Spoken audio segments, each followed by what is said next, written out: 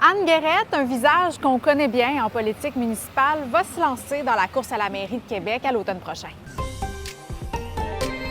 Elle a fondé un nouveau parti, le Parti du Monde, et elle officialise sa candidature aujourd'hui. Elle est l'ex-fondatrice et leader de l'ancien parti Démocratie Québec. Anne Guérette a terminé 3e lors des élections de 2017 remportées par Régis Labombe avec à peine 15 des voix. Elle avait décidé de quitter la vie politique après 10 ans dans l'opposition. En 2017, elle avait fait campagne sur la promesse de réaliser un tramway en Haute-Ville, mais elle a ensuite complètement changé d'avis. Aujourd'hui, elle s'oppose fortement au tramway défendu par l'administration Marchand. Moi, ce que je propose, c'est une boucle complète qui couvre les deux rives d'entrée de jeu. Ça, c'est la première étape. Donc, la colonne vertébrale, le tracé actuel de 19 km qui traverse Québec d'est en ouest sans traverser le fleuve dans une première phase, c'est la première faute majeure dans ce projet-là. La deuxième faute majeure dans ce projet-là, c'est de s'obstiner à acheter un mode tramway.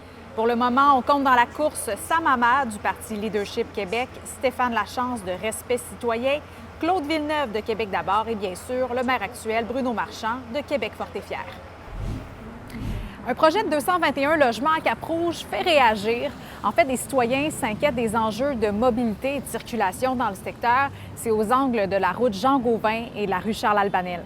Une consultation publique a eu lieu jeudi soir au sujet de la modernisation du centre Jean-Gauvin.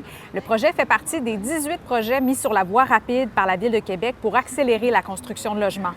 Une première mouture avait été présentée en 2022 et prévoyait 4 bâtiments de 4 à 5 étages. Et déjà, des citoyens s'inquiétaient de l'augmentation de la circulation, du bruit et pour la protection des arbres.